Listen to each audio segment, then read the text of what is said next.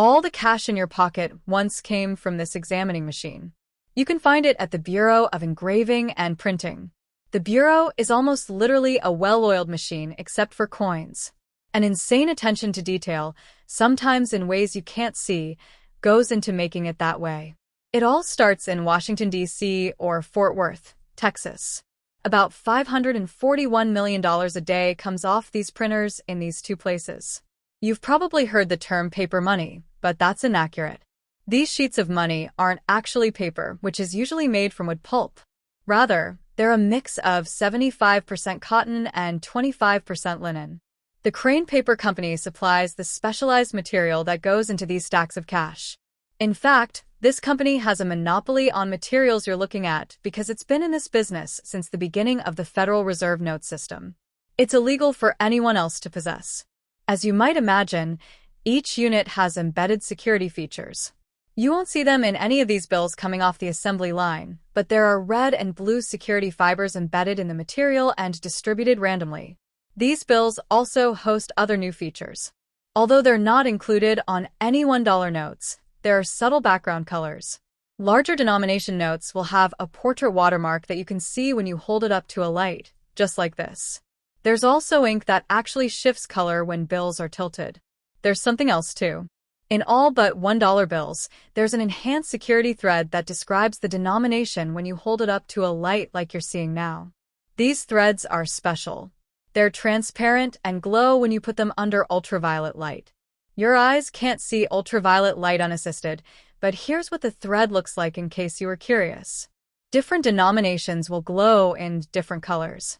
Every bill in these stacks of money is an enhanced security document, but like most complex pieces of manufacturing, they didn't get that way without careful planning. As you can see here, the designs on the currency are first drawn out by hand. Once these hand-drawn designs are finalized, steel plates will be created for the Bureau's printing presses. And that's a whole task in itself.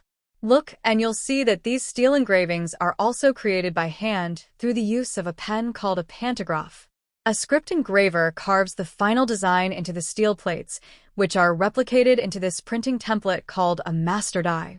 The process can take 8 days from beginning to end, but these plates aren't ordinary steel. To withstand the extreme pressures you'll soon be seeing, they are chrome-plated. That's why they look so shiny. Fortunately, once one of these plates is created, the individually engraved elements, like the portrait in the center of the bill and the text on it, are combined like a jigsaw puzzle with the use of a transfer press. This is a process called siderography. Plastic master plates get transferred from siderography and used by plate makers to create hundreds of identical plates at a time. This process works well for all the dollar bills in circulation. But there's something special about old Benjamin Franklin, and that leads to an interesting question.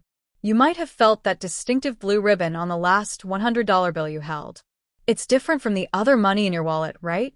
That's because modern $100 bills use that 3D ribbon to provide some extra protection against counterfeiters. Every bill has other enhanced security features that begin with their precision plates. Those features are possible through a process called microprinting. Have you ever noticed the small but distinctive lines and dots on the money you hold? Take a bill and look for them. You'll find them here, here, and also here, but you just won't find the microscopic text cleverly placed within them on certain parts of the bill. For example, here's a $100 bill. Notice Ben Franklin's collar. The phrase "the United States of America" is found there. The phrase USA is at the bottom of the portrait in similarly sized letters. Microprinting is very hard to duplicate, so if people who know what they're looking for find illegible letters, they found a counterfeit.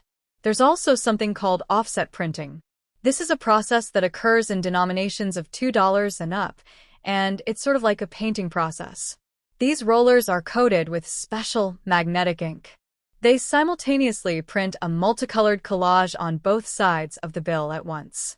$1 bills skip this process, which is why they feel a little different than the others you're carrying around. Once you start paying attention, this ink has a journey of its own. It starts here on the engraving plates and then goes to soft rubber blankets. From there it's put onto the money.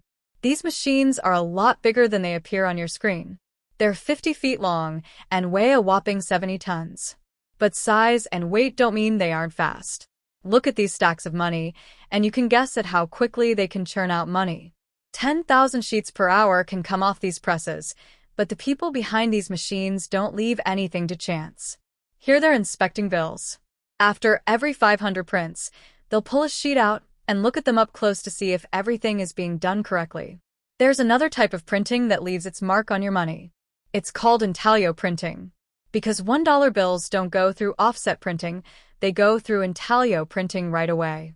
For every other bill, intaglio printing is the second step after offset printing. Intaglio printing is the phase when all the obvious features on a bill, the portrait, numerals, words, and so on, get put on a blank note. This process begins with those steel and chrome plates you saw earlier. Special ink is added, which fits into the engravings. Runoff ink is wiped away. From there, enormous pressure gets applied to put the ink onto the bill. The ink is dried with a slightly raised texture, which is another anti-counterfeiting measure since it's really hard to copy. And just in case you were wondering, the intaglio process has its own special printers, just like the offset printers. Here they are in action, and they're just about as fast, churning out 10,000 sheets an hour like this. But here's what makes them unique. The intaglio printers apply enormous pressure to the notes, which is why the plates need to be made so durable.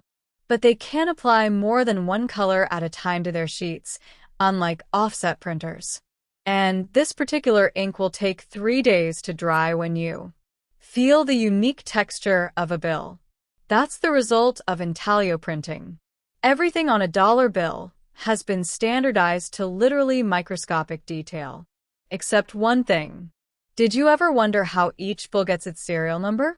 These machines are really good at printing out stacks of bills, but each one has a different serial number, which can be a problem. After all, it's not like other mass-printed materials get different numbers. Fortunately, there's a machine for that too. This letterpress machine puts the finishing touches on an individual bill, and you can see all the details here. They include serial numbers, which are in green or black ink, depending on the denomination, but also the identification numbers and the seals of the Treasury Department and Federal Reserve. Take a look at the number to the bottom right, too. If you're holding a $10 bill or higher, that number will have a distinctive texture when you feel it. It's made of color-shifting ink. As you can see here, the number shifts from a copper color to green depending on the angle you view it under, which is also really hard to counterfeit. Okay, so now that the bill's been through this journey, it's ready for circulation, right? Not quite yet. It first has to go through this machine called the offline currency inspection system. It's a combination of cameras and specialized software. 2.5 sheets per second pass under the gauntlet of these cameras. They look at both sides of a bill at once for an efficient layout. The cameras can pick up errors with incredible precision. If something gets flagged, one of these employees will closely look over the money. The offending notes will then be discarded, but not the entire sheet. They'll save any good notes. That means each individual note you're holding went through a unique sterilization and inspection process, even in mass production. Who knows? That serial number might be worth something much more valuable than the number on the bill someday. With final inspections done, the bills are ready to take their final journey. That final journey begins at the Bureau's facilities in Washington and Fort Worth. The bills go through these guillotines, which make both vertical and horizontal cuts to ensure the bills are in their standard dimensions, 6.14 inches long and 2.61 inches wide. From there, the machinery stacks them into bricks of 100 individual notes like this, wrapping them in these bands that show their denomination. The bricks are then put into these bundles, and bundles are in turn packaged into a set of 4,000 bills. There are 4 of such packages put into metallic boxes like these called a skid. The Federal Reserve is the authority that legally issues this money, so until it does, these skids will be loaded onto armored trucks and taken to Federal Reserve banks on a precise route. Sometimes they can be in vaults for years. Once they're ready to be used, The Fed will distribute the notes to the public through typical commercial financial institutions like banks and credit unions, who in turn give them to you if these notes are found not to be genuine, usually by a bank teller or cashier. They'll be sent to the U.S. Secret Service, which is responsible for protecting the integrity of the nation's money just as much as it is the life of the president. It sounds like a long journey, but it's an efficient system, costing between 2.8 to 8.6 cents per bill, depending on the denomination. But when it comes to coins, efficiency is not the word to use. These freshly minted, mass-produced coins might look like they're coming off a well-oiled machine, but there's more beneath the surface. First, let's talk about the basics. Start with asking yourself, why do pennies feel different from quarters? It's partly because they're made of different materials, which is also why you can see they have different colors. Every one of these pennies is made of zinc, but is plated with copper, which gives them their distinct rusty color. Quarters and dimes are made with cupro-nickel, which leaves this more silvery finish. Once the raw materials are gathered, these 1,500-foot-long coils slice them into metal discs called blanks that look like this, and rejected blanks are recycled. From there, the coins go through annealing machines which heat them to a staggering 950 degrees Celsius. After this, the coins are cleaned with anti-drying agents and put through drying steams like this. This softens them before striking, which involves this upsetting machine creating the raised edge. Once they get their distinctive designs, the coins go through the die creation and striking process. But what does that mean? They've already gone through high heat. Now they're about to go through extreme pressure thanks to this striking machine, which can press between 60 and 160 tons of force. These conditions create the sharp details on coins that you're used to seeing. Some designs require multiple strikes. Once striking is complete, coins are inspected for errors, and if they're all clear, weighing machines will weigh and count them. Then they're bagged and shipped to the various Federal Reserve banks just like bills. But the ancient art of coin making has become controversial in recent years as money becomes increasingly electronic. It costs 16.5 cents to make an individual $100 bill, but 369 cents to make a penny.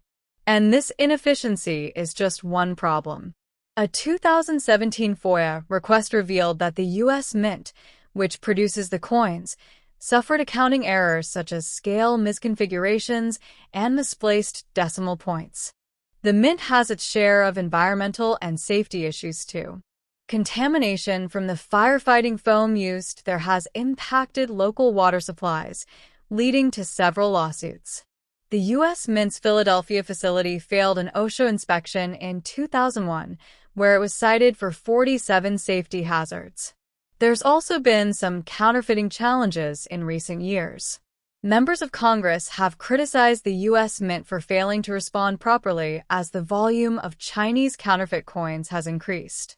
While the days of coins might not be limited yet, these criticisms mean that there may come a time when they will be. So look at them for now, and the bills alongside them for that matter. These aren't just units of money. They're works of art, driven in part by the elaborate ways counterfeiters try to knock them off. Bye for now.